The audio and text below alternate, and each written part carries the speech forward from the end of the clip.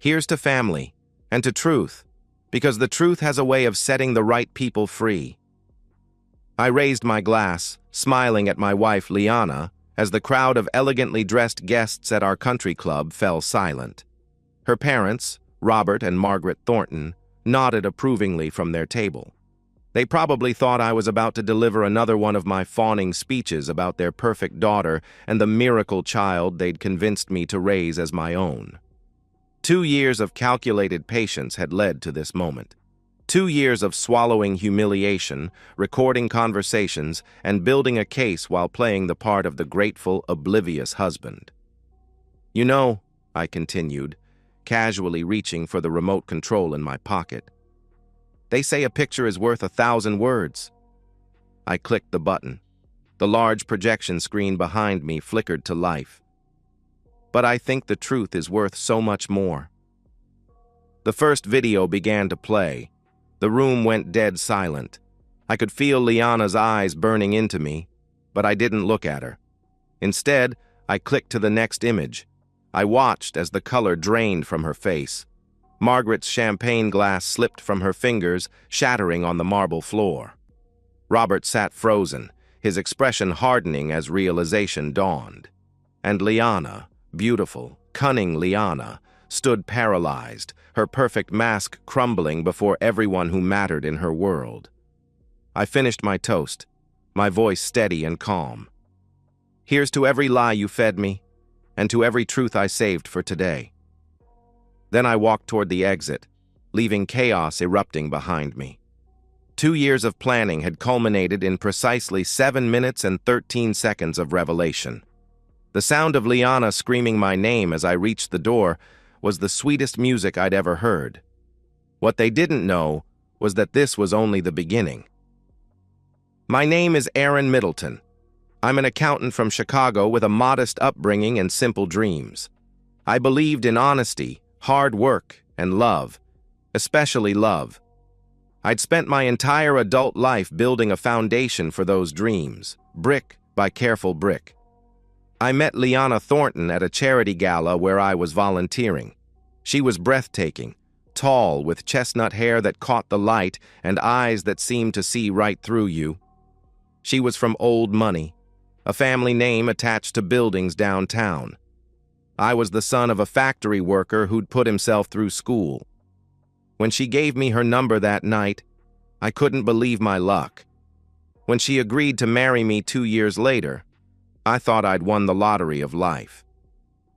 You balance me, she would say, stroking my face as we lay in bed. In a world of fakery and pretense, you're the only real thing. I cherished those words. I cherished her. I worked late nights to provide the lifestyle she was accustomed to. When her family looked down their noses at me during Christmas dinners, I smiled through it. When they made snide comments about my modest achievements, I nodded politely. Love makes fools of us all, but some fools get a rude awakening. For 3 years, we tried to have a child. Doctor's visits, fertility treatments, special diets, we did it all. I held Liana through countless nights of tears, assuring her that we would find a way, that our love was enough. Then came my diagnosis. The specialist was kind but direct. My condition meant I couldn't father children. Ever. I remember sitting in the car afterward, staring at the clinic's entrance, trying to find the words to tell Liana that I couldn't give her the one thing she wanted most. I waited weeks, researching other options, adoption agencies, anything to soften the blow. Then one evening she burst through our front door beaming. "I'm pregnant!" she cried, waving a test stick. I stood there, frozen. The impossible had happened. Or so I thought. "Liana," I said carefully, "there's something I need to tell you. I've been to a specialist. I can't have children. It's a condition I was born with." The change in her face was instantaneous. Her eyes narrowed, her smile hardened. "So now you're calling me a whore? Grow up, Aaron. Maybe you're just too stressed to perform right. Ever think of that?" She stormed off, slamming our bedroom door. Later that night, she came to me with tears and apologies, blaming hormones and the shock of my accusation. "It must be a miracle," she whispered. "Don't you believe in miracles, Aaron?" I wanted to. God knows I wanted to. But miracles don't smirk when they think you're not looking. The dinner at her parents' mansion should have been a celebration. Liana was 5 months pregnant, glowing in an expensive maternity dress. I was playing my part, the proud, if slightly bewildered, father-to-be. Then Robert clinked his crystal glass with a silver spoon. "A toast," he announced, his gaze sliding over to me. "To Aaron, who clearly doesn't know as much about biology as he thinks." Nervous laughter rippled around the table. "Not all men shoot blanks and raise someone else's kid," he continued, swirling his wine. "You're a rare breed, son." Margaret touched her perfectly coiffed hair and smiled thinly. "She settled for you out of pity. You should be grateful she still sleeps beside you." Even her younger brother Thomas chimed in. "At least now there's one man in the house with working equipment." I felt the blood drain from my face as everyone laughed.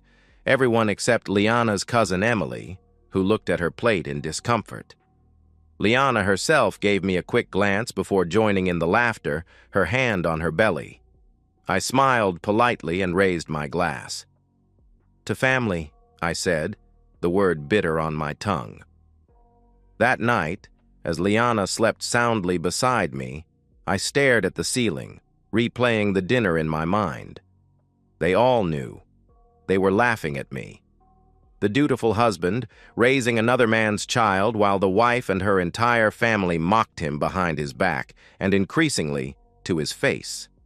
Something inside me shifted that night, not with a crack or a bang, but with a quiet slide, like a glacier calving off a mountainside, silent but irrevocable. I got out of bed and went to my home office.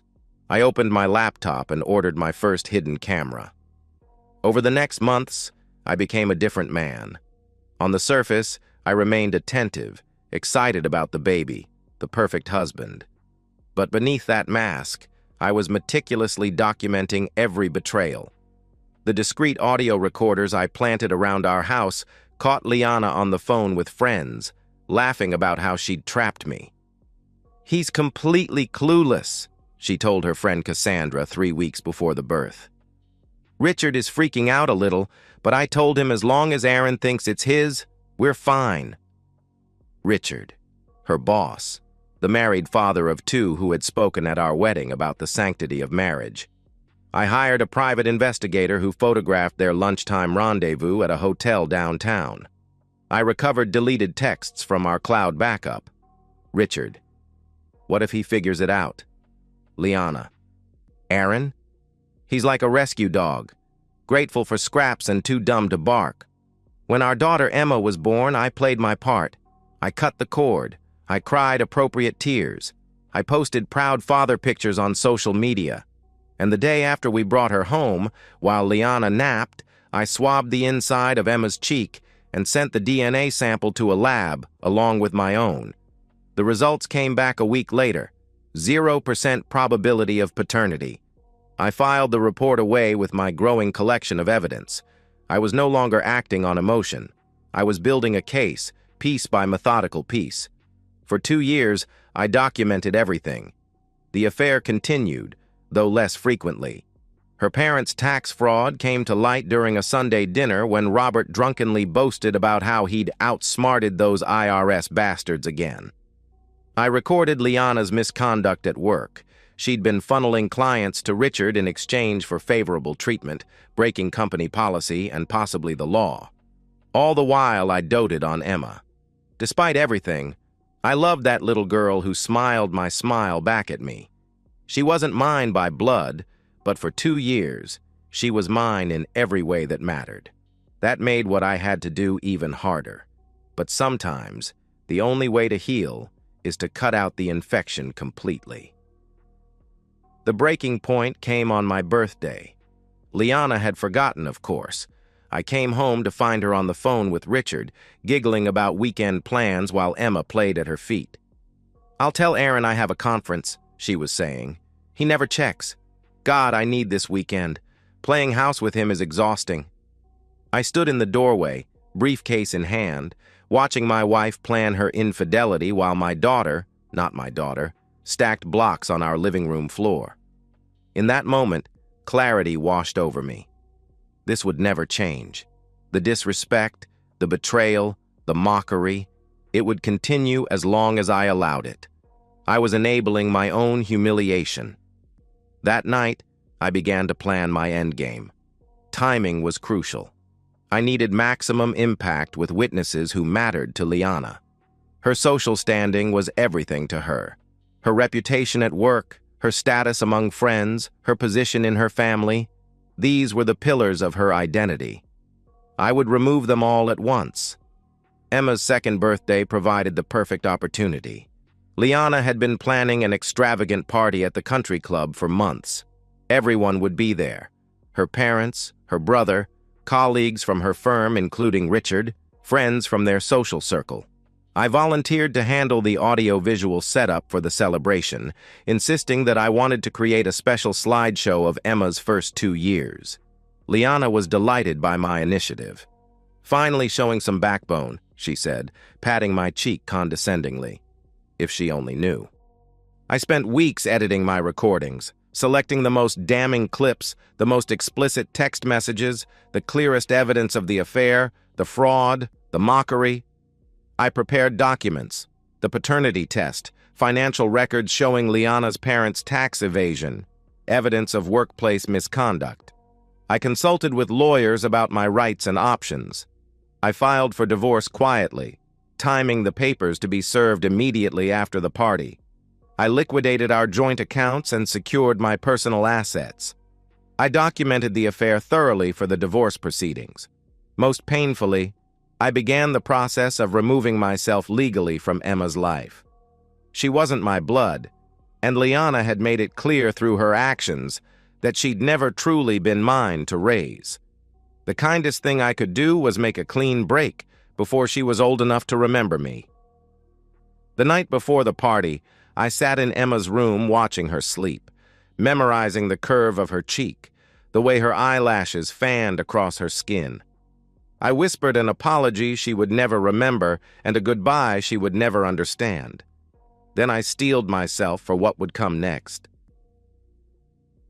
The country club ballroom was decorated in pink and gold, with floating balloons and a 3-tier cake that probably cost more than my first car. Liana wore a designer dress and worked the room like the socialite she was, accepting compliments on Emma's behalf. Her parents held court near the bar, Robert loudly discussing his latest business acquisition, while Margaret critiqued the catering staff. Richard had brought his wife and children, keeping a respectful distance from Liana while sneaking glances when he thought no one was looking. I moved through the crowd, shaking hands, accepting backslaps from men who had mocked me behind my back, air kisses from women who had tittered at Liana's stories about her fool of a husband. When it came time for the toasts, Liana looked surprised when I approached the microphone. I wasn't known for public speaking, especially at her events. "I'd like to say a few words," I announced, my voice steady despite the adrenaline coursing through me. The room quieted. Liana gave me an uncertain smile. "2 years ago, my life changed forever," I began. "They say becoming a father transforms you. They don't tell you how much." Approving nods from the parents in the crowd. "I've learned a lot in these 2 years. About family, about loyalty." I paused. "About truth." I lifted my champagne glass. "To family and to truth, because the truth has a way of setting the right people free." With one click of the remote in my pocket, the large screen behind me came to life. I didn't turn to watch. I didn't need to. I'd memorized every clip, every word, every gasp that would follow. First came Liana in our bedroom with Cassandra, laughing about me. The room fell silent. "Aaron? He's like a rescue dog, grateful for scraps and too dumb to bark. He actually believes this baby is his miracle. Can you imagine?" Then her parents at that fateful dinner. Not all men shoot blanks and raise someone else's kid. You're a rare breed, son. She settled for you out of pity. You should be grateful she still sleeps beside you." Text messages between Liana and Richard appeared on screen, graphic details of their encounters, plans for weekends away, mockery of his wife, mockery of me. Then came the workplace misconduct, emails showing how they'd diverted clients, manipulated accounts, broken company policy for their personal benefit. Robert and Margaret's tax fraud was next, their own words condemning them as they boasted about hiding assets and lying to the IRS. Finally, the paternity test results filled the screen. 0% probability. Through it all, I stood calmly at the microphone, watching the faces in the crowd. Shock, horror, embarrassment, rage. Richard's wife stood up abruptly, slapping him hard across the face before grabbing her children and storming out.